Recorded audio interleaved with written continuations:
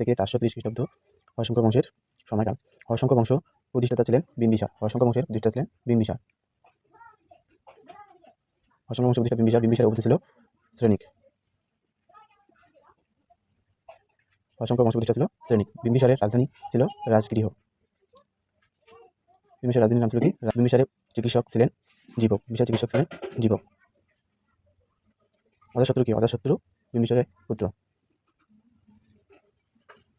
বিম্বিসারের পুত্র অজাতশত্রু বিম্বিসারের পুত্র। 493 খ্রিস্টপূর্বাব্দে পিতা বিম্বিসারকে হত্যা করে মগধের সিংহাসনে বসেন অজাতশত্রু।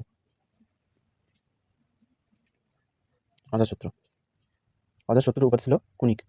অজাতশত্রুর উপাধি ছিল কুনিক।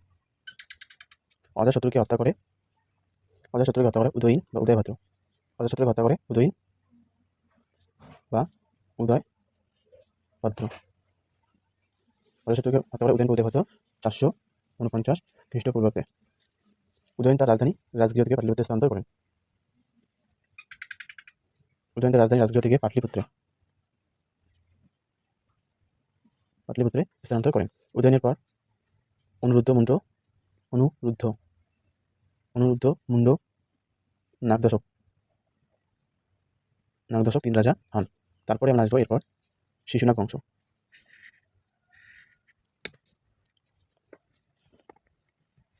নাগদশককে হত্যা করে তার মন্ত্রী শিশুনাগ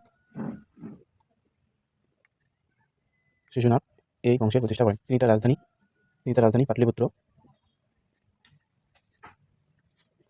পাটলিপুত্র থেকে বৈশালীতে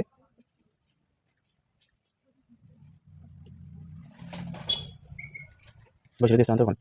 শিশুনাগের পর তার পুত্র